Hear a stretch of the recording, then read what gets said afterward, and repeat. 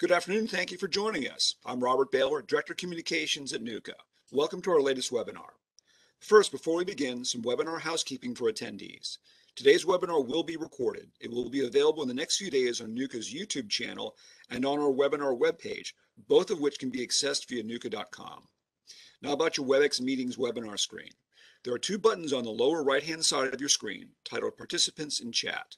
Clicking on Participants gives you a list of webinar attendees. You can chat amongst each other, or you can send the host questions or messages.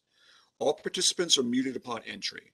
Phone participants can use *6 to mute and unmute themselves. Questions will be asked at the end of each presentation. To ask a question, you could submit a written question at any time using the chat feature, and I will read them at the conclusion of the discussion. Now let's get started. In recent months, NUCA members have experienced delays in delivery of steel, insulation, copper, brass, and PVC piping. These unexpected additional costs are wreaking havoc on existing and pending projects.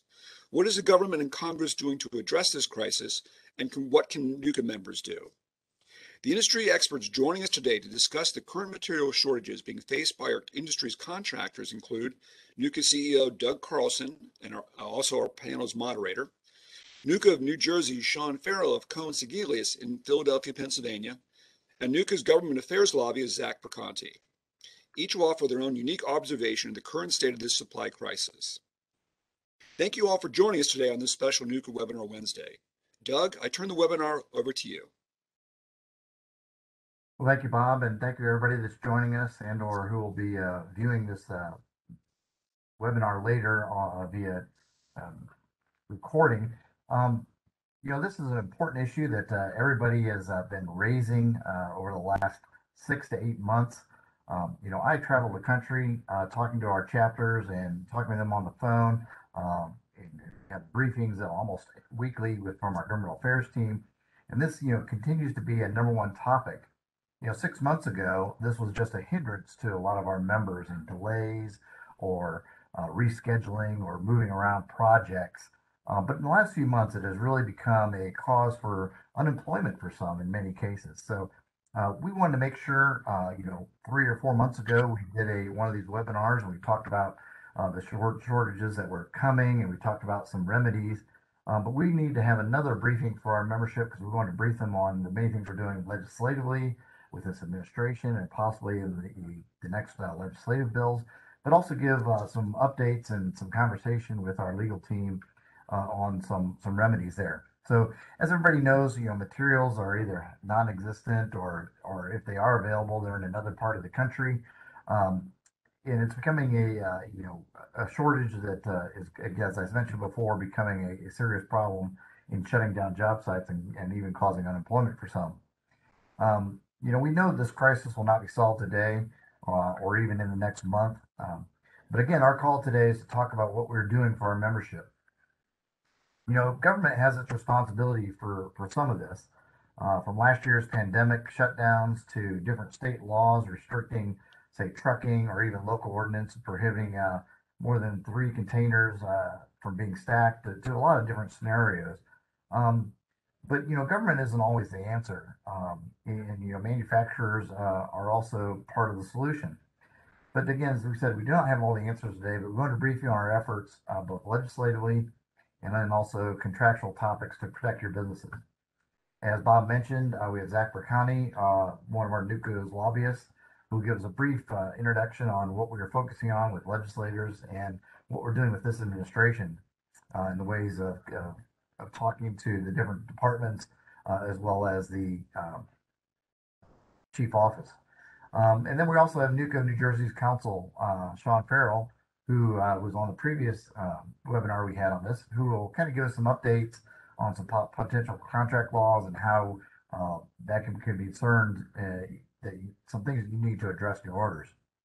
But most importantly, I also want to make sure that everybody's aware of if you're traveling to Washington, D.C. next week for our fall summit, how critical that's going to be in your talks with your local legislators and always building relationships with them. When these issues come up, we have that clout. More members equals more clout, which equals more influence when we're talking to them about the importance of this issue. But if you are coming to the summit, we encourage you to still come. You can still register for that. but we want to encourage you to talk to our attendees, to speak to them about the crisis, um, because they want to hear firsthand what's going on with your projects, what you're experiencing, so they can react and work on those issues with us. So now I'd like to introduce Mr. Sean Farrell. He is a partner at Cohen. I always pronounce that wrong. Siglius in Philadelphia. Uh, he'll correct me.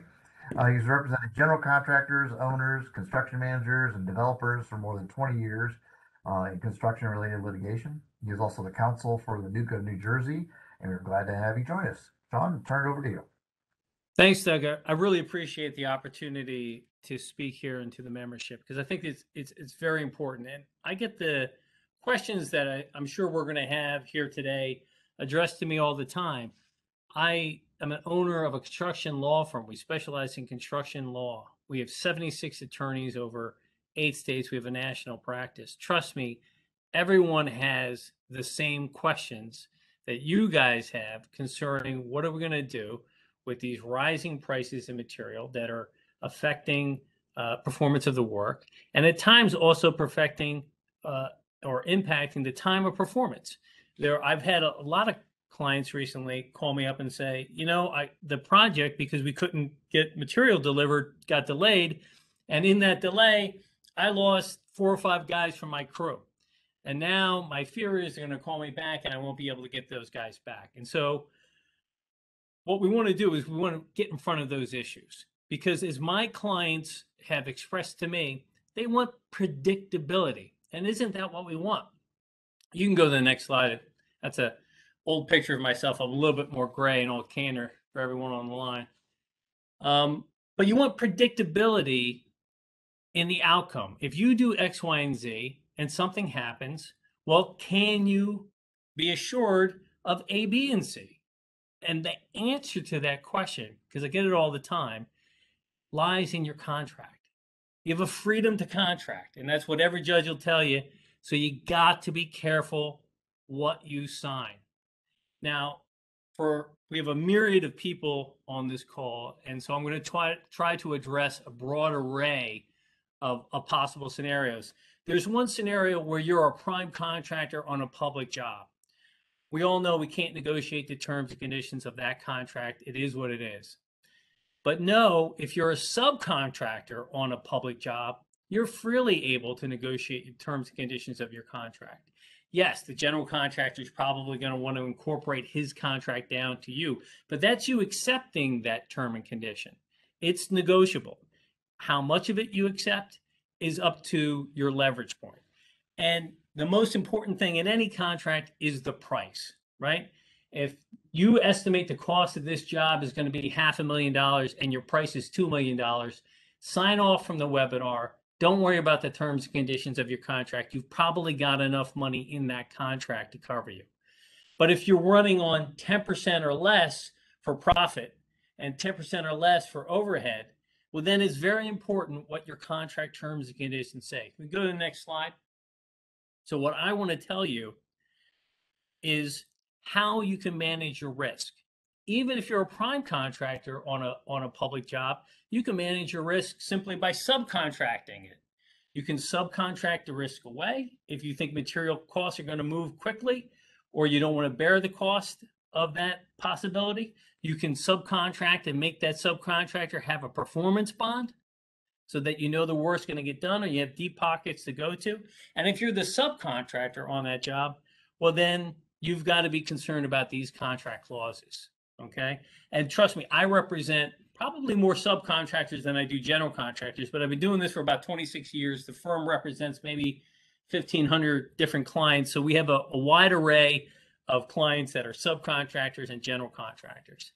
But when you're looking at a contract and you've got the issue of, I don't know what's going to happen to the cost of material, that could increase my performance obligations here from a price perspective. And you've got to recognize that it can also cause you time. Because if, as I've said, you can't get a needed pieces of equipment to the job site and it gets suspended, well, now the rest of these provisions are in play. Liquidated damages being one. Now, liquidated damages, we all know in a contract, it'll say if you're late, it's $1,000 a day, $500 a day. It doesn't, the quantum, the dollar amount may change, but it's usually pegged to completion date and how many days you're late. It's not supposed to be a penalty, though. You've got to understand it's not supposed to be a penalty. It's supposed to pay somebody when the damages incurred are unable to be calculated with specificity, so we just agree upon the amount. But you don't have to agree that you get assessed liquidated damage in every instance. You can put into the contract, into a subcontract, or into your contract that if the project gets suspended for things outside of your control, like logistic problems with material or equipment, that's not something that's going to be subject to liquidated damage. So you can limit that. Warranty and guarantees of performance. What does your contract say with specificity as to what you're going to do? Are you just building plan and spec? Or are you saying, I'm going to guarantee you some level of performance, some level of energy efficiency? And if you're doing that, then are you responsible if you can't get a certain piece of equipment and have to substitute it? You've got to know what the contract says regarding that. Now, we don't have the time for me to go through each one of these terms and conditions and to suggest alternatives. The goal here is to issue spot, for me to educate you on what you should be looking at in your contract right now to determine the risks. Where is the problem on your particular job? Because the facts and the specificities and the circumstances around your job will greatly control whether or not any one of these provisions are the controlling provision that you should look at. Force majeure. I'm confident everybody on this webinar has read many articles on force majeure. And it's that clause that says any act of God outside of your control that's not foreseen that causes delay to your project, you can get what? Typically, it'll say time. Where you're having problems with logistics of materials, time might not be to your benefit. That force majeure clause, and everyone will immediately think of force majeure and turn to force majeure, but it's not the panacea of relief that some people think it should be. It will typically just give you time. Also, a force majeure is an act of God that's unforeseen. Rain, for example, is an act of God. It rains all the time. Anytime you're bidding a project, you're supposed to anticipate wherever you are the normal flow of rain that happens in that area. It's only if it's an unusual and unforeseen condition does an act of God give you any relief at all. So with that said, the force majeure clause may not be the saving grace that you think it is. You've got to look at it. You've got to understand what it is. Suspension of services and material escalation clauses. I mean, that's a central focus here of this issue with logistics and materials. I'm going to give you examples of that in just a second, and we're going to go through what they are. So I'm going to skip down now to contingency funds. Let's think about that. Oftentimes, most contracts will have some sort of contingency fund in the contract for what? For the unknown conditions that you can't anticipate. This is one of those occurrences. So we have to identify the specific items that might be moving. We can choose a pertinent market index or benchmark to price a commodity and track it against cost of installation.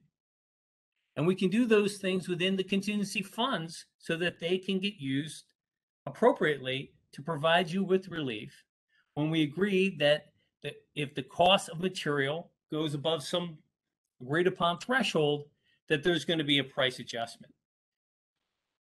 The last point that I have on there is venue and choice of law. And I'll talk a little bit more to that when we get to what do we do if we've already signed the contract and we're stuck with the terms and conditions. But venue and choice of law is where am I going to litigate a dispute and what law is going to be applied? And that's a material provision to understand in your contract. So if you can go to the next slide. So here I've given you an example of a suspension of service clause. And listen, NUCA will make this slide available so you don't have to write down what's on your screen right now. But these are the terms and conditions that you can take right now, put into your contract, and protect yourself from a labor side that of life that gets impacted by this volatility in the price of goods and services that might delay a project. And here it's saying that you'd insert whatever your company name shall have the right to suspend services without liability and upon written notice to the other party as the suspending party reasonably determines to be necessary and appropriate because of these conditions. And if you go down to the next slide, go down to E,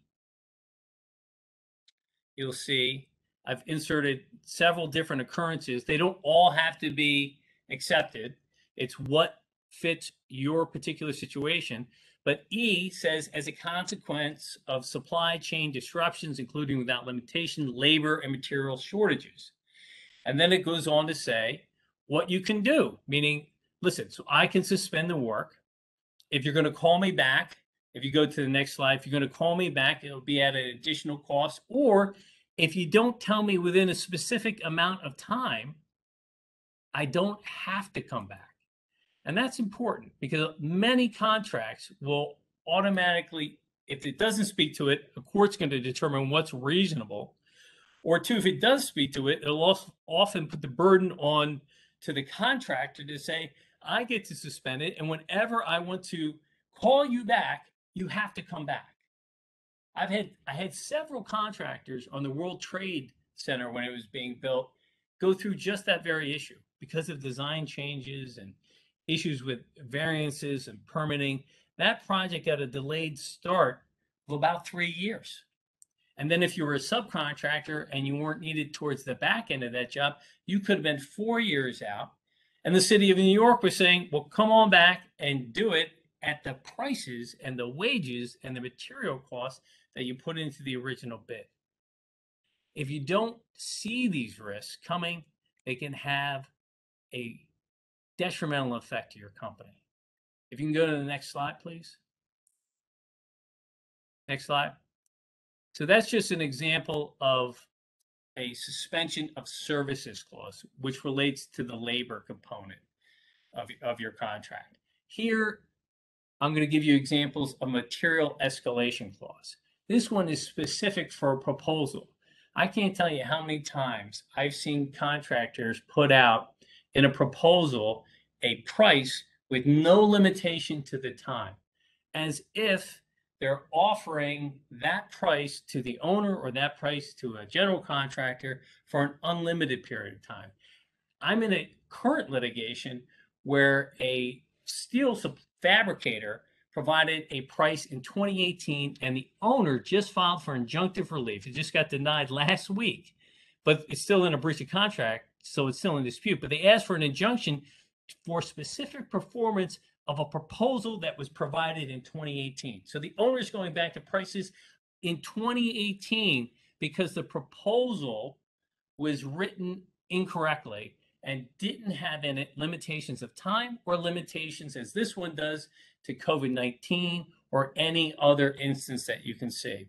You've got to be specific in what you're saying the limitation is to. Because quite frankly, even if you had a force majeure clause that was broadly written, one could make an argument that problems related to COVID-19 are no longer unforeseen.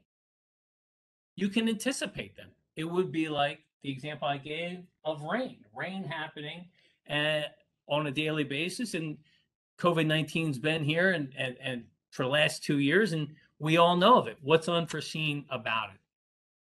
Potentially nothing. And you don't want to leave a court up with that type of discretion. Go to the next slide, please.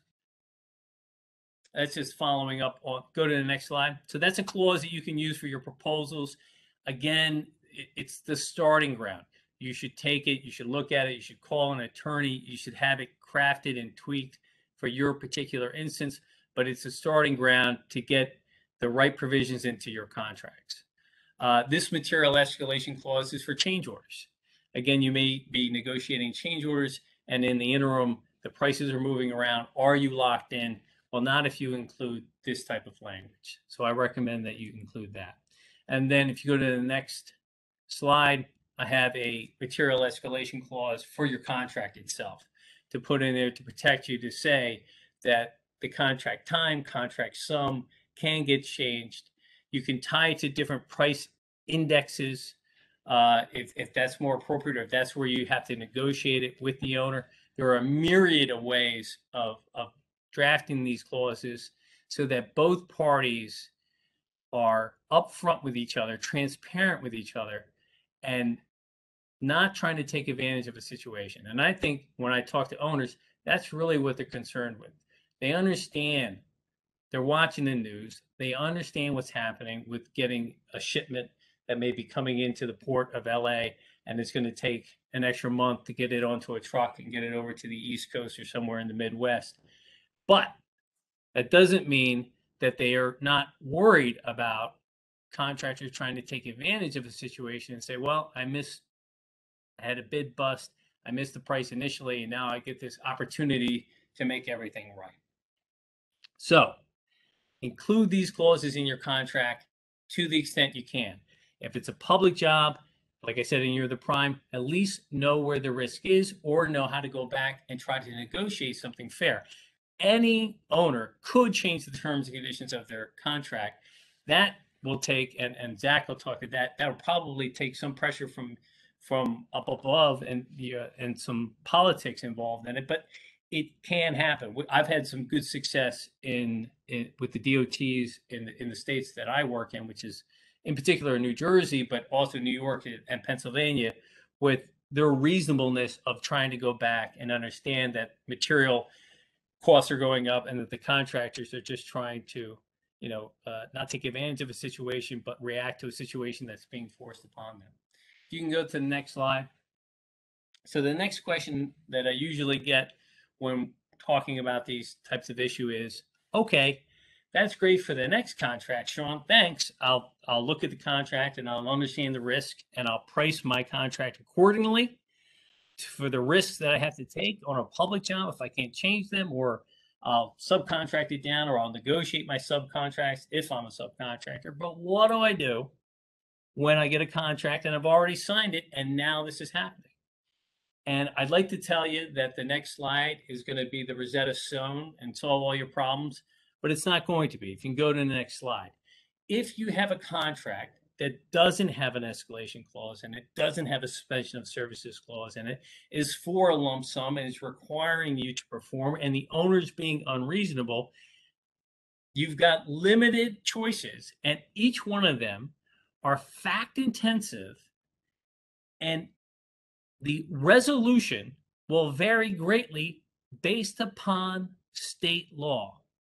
And that's why in one of the first couple of slides I gave you, I talked about venue and choice of law being important. Venue is, where are we going to have this case heard? Are we going to go to arbitration? That's one venue. Are we going to go to federal court? That's another venue. Are we going to go to state court? That's another venue. And what state are we going to be in? Are we going to be in the state where the project is? Are we going to be in the state where the general contractor's from? Are we going to be in the state where the subcontractor's from? All of those are negotiable terms and conditions. And you should know what your state talks to concerning impossibility of performance, impracticality of performance, frustration of purpose, or the UCC if it's just a material or goods as opposed to services contract, the UCC 2615. You should talk to your legal counsel and have an understanding of which state is better in determining whether or not any of these legal theories will protect you. That is key. You also can choose, by the way, what law is going to apply. Many people don't realize this, but just because you pick a venue, so you could say, I'm going to be in state court in Michigan, but I'm going to apply Delaware law. That's okay. You can do that. And that state court then will look to the cases of Delaware, not its own state. It'll look to the courts in Delaware and their opinions and apply that law to the situation. So there are very important terms and conditions right now to understand, because what they're going to look at is it impractical versus impossible to perform? And how does a court interpret that? Will it say, well, impossibility means it could never, ever be performed? Or is it going to say, well, impossibility can also include that it would cause economic harm and potential bankruptcy for this contractor to complete the work? There are some courts that would say bankruptcy of a company is not impossibility. There are other courts in other states that would say the opposite, that those commercial impracticalities are factors to consider. Other factors to consider are notice to the other side, allocation of the increased costs to all customers if it's just for goods as opposed to goods and services. What party could have more reasonably prevented the harm? Is it a design change midstream? Or is it something that you priced up front and knew that this product was coming, maybe a turbine that was going to be made in Spain, and you knew that there were logistic issues coming from Spain to the United States already? So those reasons of impossibility, do they arise from unexpected supervening events or not?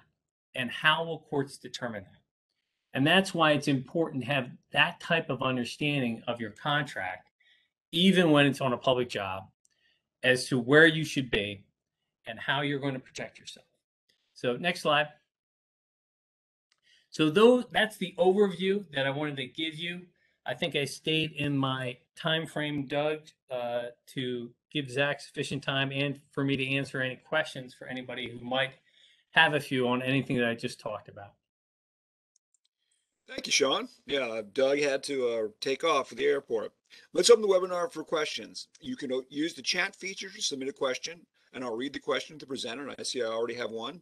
Or if you prefer, unmute yourself, state your name and company, and ask the question directly. Please remember to remute yourself after you finish. Sean, the first question is, can't we ask for a time extension until pricing and availability is more in line with bid time? No, I don't think that you would ever get that time extension if it was an unquantifiable amount of time. And that's really what that amounts to, is let's just suspend the project until prices realign. The questions with that would be, how long of a job is that? There might be, if it's a public job, there might be public concerns if it was a bridge or a road that have to get dealt with in a more emergent manner. And I think even on a public job, you've got the issues of, we may never get back there. You may never get back. It might get worse from here. I mean, we're all hoping it's going to get better, but you don't know that prices aren't going to be exceeded. So with that type of unquantifiable request for an unlimited amount of time, I don't think that would be ever granted, unfortunately. Thank you, Sean. Are there any other questions? I see one about the copy of the presentation. Yes, we'll be putting up the PowerPoint later today. What we're watching right now will be up on YouTube probably early next week. Takes unfortunately, a few days for WebEx to compile this. Are there any other questions? All right, then. If there are no further questions, let's turn it over to NUCA's Zach Perconti. Zach? Thanks, Bob, and thank you, Sean. A lot of great information there. I want to talk just a little bit about what we're doing here on the government relations side of things. But before I do, I'm just going to cover kind of a brief 10,000-foot overview of how exactly we found ourselves in this mess. If we could get the first slide, please. So how exactly did we get here? Like with so many of the problems that we've faced over the last 2 years almost at this point, it really does come back to the COVID-19 pandemic. If we go all the way back, not even to last March when a lot of the shutdowns hit here in the US, but even last December we started to see the earliest impacts of these disruptions start taking place in a lot of the Asian markets.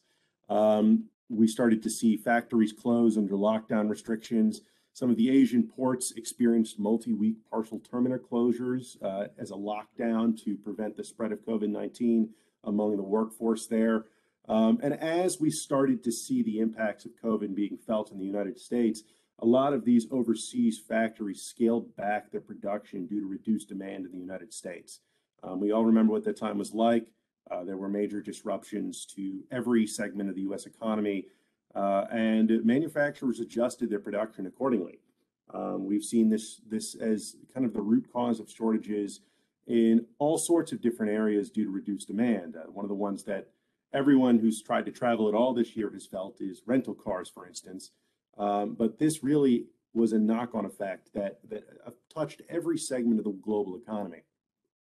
As we've started to make our way out of the COVID-19 pandemic, one of the consequences that we've felt that's contributing to the current situation is a rising consumer demand for goods and a falling consumer demand for services. Over the last 2 years, many folks around the country, as they were staying in, they weren't going out to restaurants, they weren't really traveling, they did not spend as much money on services. They saved money and they ended up spending that money on things, stuff, right? Toys, furniture, computers, laptops, electronics, you name it, things. That rising consumer demand for goods means that that stuff's got to come from somewhere, and that mostly comes from overseas these days. So we're experiencing a demand crush at the same time that we're experiencing other supply-related disruptions in the global supply chain. We've also, as a consequence of those port shortages, experienced a number of shipping delays. We're all familiar at this point with how long things are taking to arrive. What we don't necessarily think about is the knock-on effects that have gone on over the last year, creating a negative feedback loop that contribute to our present situation. That includes that brief Suez Canal blockage from earlier this year when the Ever Given was lodged in the canal. That forced ships to reroute and product to be held longer than it ordinarily would have been. We're still dealing, frankly, with some of the disruptions from that incident earlier this year. And then last, but certainly not least, we're also facing a chronic shortage of shipping containers. This has everything to do with the fact that it's taking longer to get product out of the ports and into the drop-off. But just as big a problem is getting those from where the product has been dropped off back to the ports, back on those ships, and back overseas to the container yards. When COVID originally hit, one of the things that a lot of companies did was reprioritize their shipping routes in order to meet and adjust to the new demand patterns. That meant that we had empty shipping containers sitting in South America, in Africa, in Australia, and New Zealand, while routes were moved to accommodate the increased demand between China and North America and Europe. We're still trying to rebalance that and get those containers where they need to be. And that's partially what's contributing right now to the difficulty in getting things moved from Asian markets into the United States, into North America, and even into Europe. Now, that's just one part of it. We were already before COVID facing a shortage of truck drivers and other members of the supply chain workforce. As of right now, according to the recent estimates by the American Trucking Association, we're seeing a shortage of at least 80,000 drivers, a 30% increase over pre-pandemic levels across the United States. Now, that's not to say that industry hasn't had some success in recruiting new drivers to fill that shortage, but due to some of the factors that I've just described, the demand for freight is increasing at a much faster rate than the driver pool is. And then last but not least, COVID and this negative feedback loop that we've found ourselves in have really exposed some of the inefficiencies in the American supply chain. And this one is particularly important because this is some of the things that we can do to prepare for the next pandemic and the next serious disruption and prevent this from happening again. And the two that I want to highlight are, number one, limited operating hours at ports. Our ports in the United States were some of the only facilities worldwide that were not operating 24 hours a day. And two, and this one is particularly striking, a severe lack of automation at our port facilities. We have some of the least automated port facilities in the world. So if I can get the next slide.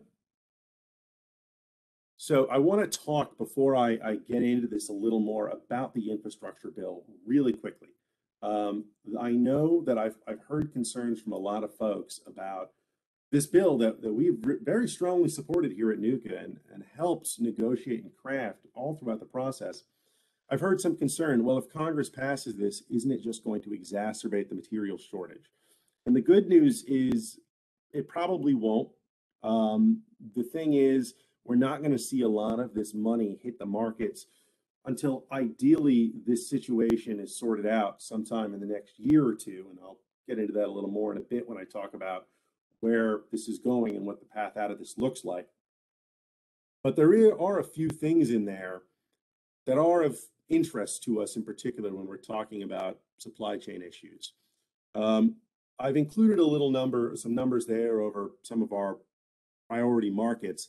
But one thing I really want to highlight is this bill includes $16 billion towards upgrading our port facilities. A lot of that money we will probably see used for things like automating these facilities and improving the structural inefficiencies that we've found at our facilities in the United States. That will not fix the problem overnight. It's going to take a long time for that money to actually make a difference. But it is something that we need to highlight in our advocacy to show the importance of the government investing in the supply chain. Now, one shortage that we do also want to talk a lot about here, because it is affecting shortages of equipment, raw materials, really everything, is the semiconductor chip shortage. Congress has tried to take action on this all year.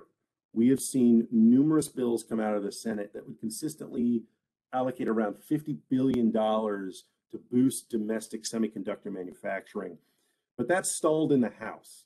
And the reason it's stalled in the House is it's tied up in these IIJA negotiations where a certain group of progressives don't want to let that move without action on the reconciliation Build Back Better package. So unfortunately, this has become yet another political hostage. And when we are talking to our lawmakers, we really need to make it clear that this is not a token that should be used for political gain. And that this is frankly something that, had it been passed months ago, might have helped prevent the situation that we're finding ourselves in now, at least a little bit. So if I can get the next slide, I want to talk a little bit about what the government has done so far on this. And in this instance, the government is really acting as more of a facilitator. This is somewhere where the government can really only do so much to solve this problem overnight, and where private businesses are really going to be the ones that have to work together to untangle this knot we found ourselves in. So right now, the government has had some success acting as facilitator to speed along the process. And one of the biggest things they've done is facilitate negotiations between the port facilities and some of the workforce and unions out on the West Coast to get those areas operating 24 hours a day and 7 days a week. In particular, the ports of Los Angeles and Long Beach, where a lot of that overseas trade comes from Asia, are now operating 24 hours a day, with the longshoremen's union having agreed to work those extra shifts. Just as significant, though, the private companies involved in moving those containers from the ports into the middle of the country have agreed to move to 24 hours a day, 7 days a week operations. So not only large retailers like Walmart, Target, Home Depot, but also some of the major logistics companies like UPS and FedEx are now stepping up the number of overnight and off-peak ships to ensure that as many goods can be flowing from those ports into other areas of the country. It's not enough. We're still seeing large numbers of container ships waiting offshore to be offloaded, not only on the West Coast, but even in some of the East Coast ports like Norfolk and Savannah. But it is beginning to move this process in a direction that'll start to untangle the supply chain snafu we found ourselves in. Other actions the government has taken is establishing a supply chain disruption task force that is evaluating and studying different proposals that they can use. That includes secretaries of transportation, commerce, and other high-level officials in the government. And this last one is one that I really want to highlight because it's not a federal action, it's a local action. In the Port of Long Beach in particular, there was a regulation that established that shipping containers, once they had been offloaded, could not be stacked more than 2 high. That was partly a safety thing. It was partially, frankly, an aesthetics thing. Some of the local government officials did not want to see towering stacks of containers from residential areas or from other areas near the port.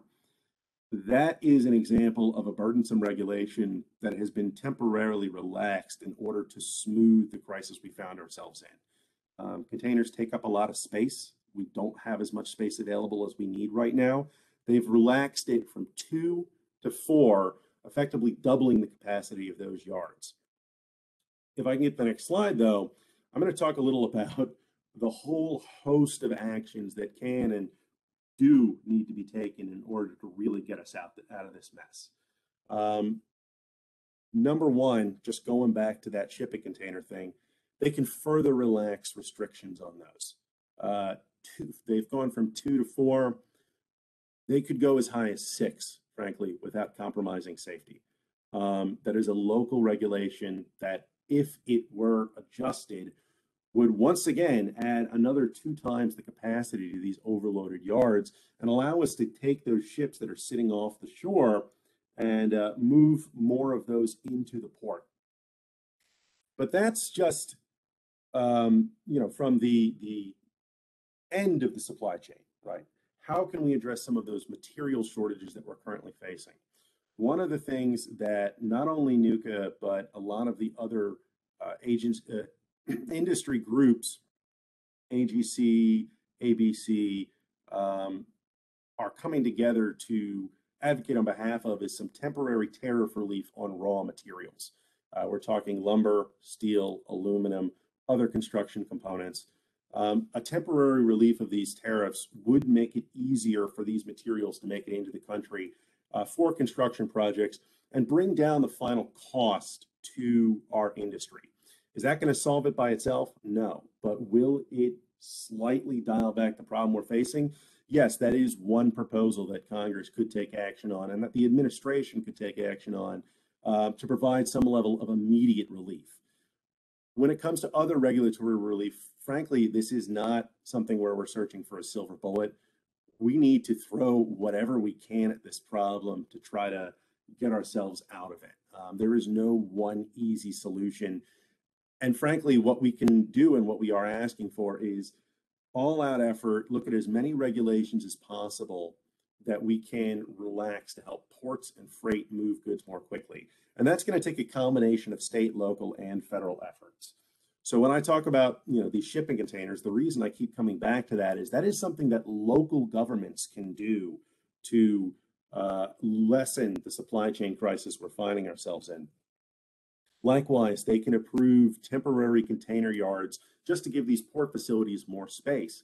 Some of these areas that are near the ports that we're advocating for them to look into this on are owned by the federal government. So this is going to be something where, again, we're going to need that facilitator role to get this done. But it is a viable option just to provide more room and lessen the crush that these freight yards are facing. Similarly, I know that National Guard assistance has been floated, providing access to port facilities and to freight companies to National Guard-owned chassis and other resources that they have available just to get more movement in and out of these yards. Likewise, and this is relatively new news, the government has been working with other steps of the chain, including the railroads, to just increase movement to and from these ports and get as much stuff out of there as possible. Today, Union Pacific Railroad, which serves both the ports of LA and Long Beach, announced that it was going to be moving to cash incentives to move more containers out of the port facilities and back to the port facilities. So there is some more work that can be done in encouraging private businesses to look for opportunities to sort this out through the markets. Now, one thing that we at NUCA have talked about a lot, and some of the other organizations that we work with have talked about a lot, are regulatory reform on the trucking industry. This is a great opportunity for us to kind of make our case for initially temporary relief, but even potentially permanent reforms to some of these things that have held up movement to and from these facilities across the country. That's everything from hours of service exemptions to interstate line limitations for CDL holders under the age of 21 being relaxed. That one in particular would go quite some ways towards alleviating the shortage of CDL holders that we're currently facing. The federal government has been working with state governments to accelerate the CDL licensure process. But frankly, one of the things that we would want to see happen as a permanent change coming out of this is that under 21 reform that we've been pushing for so long. This is another reason why Congress finally taking action on the infrastructure bill is important.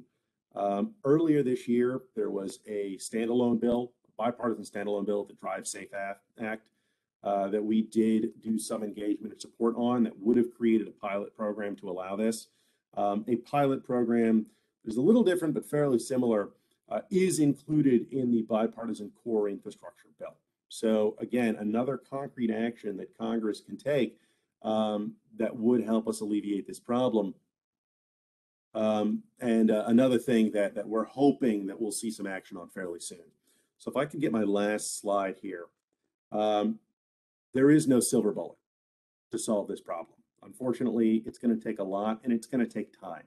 The bad news that I do kind of have to give is we're not likely to see these supply chain issues resolve themselves through the end of 21. And we're going to be dealing with some of these knock-on effects from this crisis probably into mid next year. What does that mean for the industry? It means that, frankly, we're going to want Congress to throw as many different ideas at this problem as they possibly can. And not just Congress. We need the administration to take action. We need state governments to take action, and we need local governments to take action. This is an all hands on deck situation, and it's going to take everyone at all levels of government working together to try to get any sort of relief for the industry. So what can we do as individual members of NUCA? The most powerful things that I can advise you to do are, number one, encourage your lawmakers to visit your factories, your distribution centers, your corporate headquarters, or your job sites, and not only tell them in abstract terms how the supply chain and material shortages crises are affecting your business, but really show them. If you've had any disruptions to your work, point those out. Let them know, that you can't do what you want to do, and you certainly can't carry out all the work of the infrastructure bill if the government does not take action to help us solve this crisis. The second thing that I want to point out is share your ideas with your lawmakers. I've talked about a few potential solutions, but there are many different things at all levels of government that could be done to help get us out of this mess. As one individual in the logistics world put it, we don't need one solution right now. We need all of the solutions. And any idea you have, no matter how out there you might think it is frankly worth mentioning to your congressman at this point. It's worth mentioning to your local government.